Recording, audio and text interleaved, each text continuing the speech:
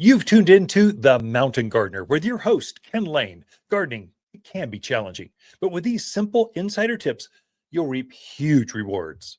Now, let's tune into today's Mountain Gardener with Ken and Lisa. Now, I touched on it just at the beginning of the show, but I think I should give it a little bit more justice, just a little bit more deeper. And so come in and ask for the handout. It's right there. Anyone that's a horticulturalist here at the Garden Center, the water guide is on the back of their card because it's the number one question we get. And we're getting this is really for you new folks, the rookies, or just new to the area. You get tricked into turn the irrigation off in November and don't water again until next April. And we have some serious dry spells through winter. If a plant is dry and it goes through serious cold, especially when it drops from like 60 to 19 degrees, that's going to mess with plants. And so we get what we call winter kill or winter burn. The tips of the branches die back. Actually, the entire plant can die off if you're not careful. So you don't want your plants to go dry through winter. Now, how often do you need to water to keep them happy and healthy? Now they're dormant. So they've lost some of their leaves. The deciduous plants are now naked or going to be here within a month. The last Bradford pear will drop its leaves. And so things are dormant, but the sap is still flowing. The plant is truly not, it's in hibernation. It's not actually like just frozen. So it's in stasis. So it still needs some nutrients, some water. How often? So about twice a month.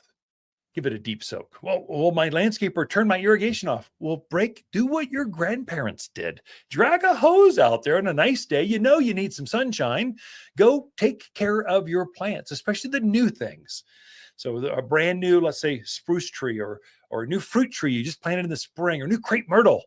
Another ones are autumn sage. Anything with the herbal sage, salvia names, they need some care. They don't want to go dry through winter. I know they're drought hardy, but they're not impenetrable to cold. The cold is what keeps the antifreeze flowing up and down that tree. And so when they get real dry, they'll just go, okay, we're dry. I can't keep everything alive. Let the branches, the ends go. And if it gets bad enough, it go right back to the heart of the plant, kills the plant.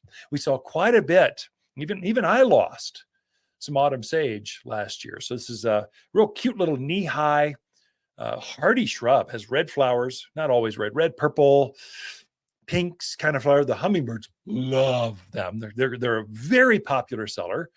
Probably definitely one of the top 10 shrubs that we sell here at the Garden Center, at least here in Prescott, because it's so pretty, hardy, and the hummingbirds love it. Butterflies love it.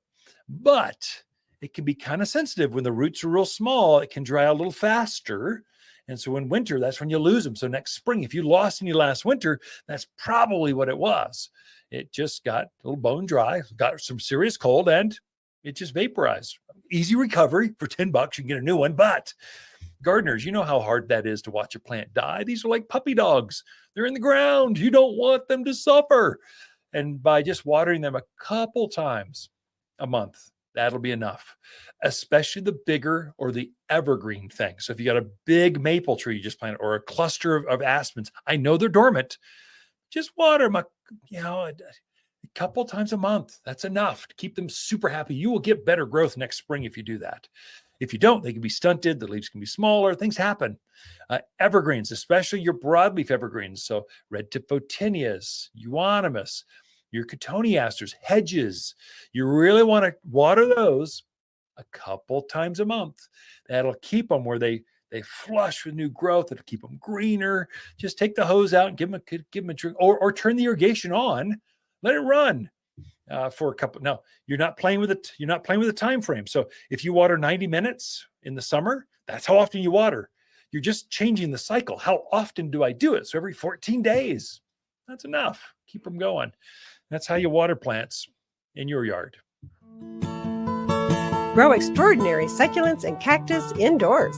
Water succulents are easy with lots of shapes, sizes, and colors. Whether you're looking for a small cactus for an office desk or a huge statement succulent in your living room, we have the perfect plant. Well, what are you waiting for? Extraordinary succulents and cactus await you at Waters. Visit Waters Garden Center in Prescott today or watersgardencenter.com to find the perfect succulent for your home and office. For a more fruitful garden, increased success in the landscape that just feels better, then tune in daily to the Mountain Gardener podcast. Subscribe through your favorite podcast streamer or visit watersgardencenter.com. Better yet, visit me directly right here at Waters Garden Center. Thanks for tuning in.